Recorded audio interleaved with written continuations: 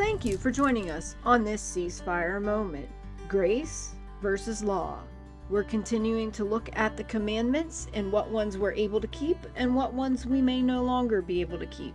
The next one is tithes and offerings. Now, before we jump into this tithes and offerings, there are a lot of these that are not in place anymore because they were offerings and sacrifices that were made at the temple, which again is no longer here. We are now the temple. Christ is now the high priest. But when you read tithes and offering in the Old Testament, it typically didn't have to do with what we would call money today. The tithes and offerings tended to be things such as produce and livestock and things like that that would benefit the priests or that were required for sacrifice. And so there's a difference in the idea of what tithes and offerings were and how they were used.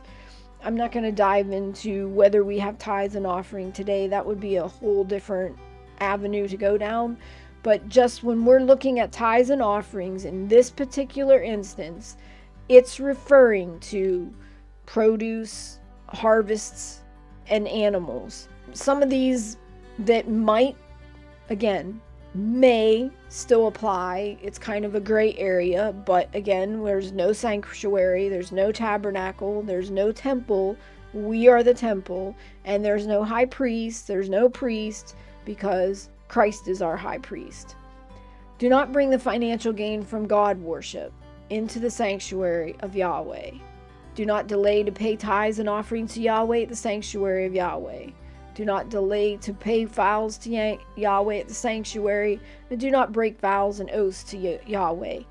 And that's, again, I think the sanctuary is actually talking about the tabernacle, but I just put those in because you need to think about, how he saw it as a concept.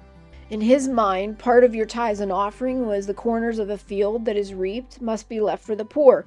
Now we know that was still being done because that was actually talked about in the New Testament, and the priests at that time actually confronted Christ on that because of his disciples eating from the grains. So you should look that one up and read that. So, corner of a field that is reaped must be left for the poor. The gleanings of a field that is reaped must be left for the poor.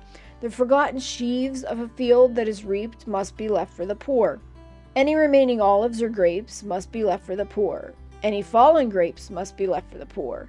The first fruits of all our labor must be separated and brought to the sanctuary of Yahweh. The third tithe must be set aside for the poor in the 3rd and 6th years of the 7th year cycle. I left that in because it's just interesting how significant it is to Yahweh, God, and how significant it was to Jesus to take care of the poor.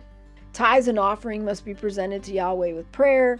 Each household is to bring or send their tithes and offering before Yahweh to the sanctuary of Yahweh. And that's pretty much it. I don't see any here that I can't keep. I don't see any here that I have a problem keeping. I don't have a field. I don't have, an orchard or anything. And if I did, I might actually invite some poor people to reap and glean from it. I think it would be a really good practice today. This concludes this episode of this Ceasefire Moment. Thank you for joining us, and we hope you learned something.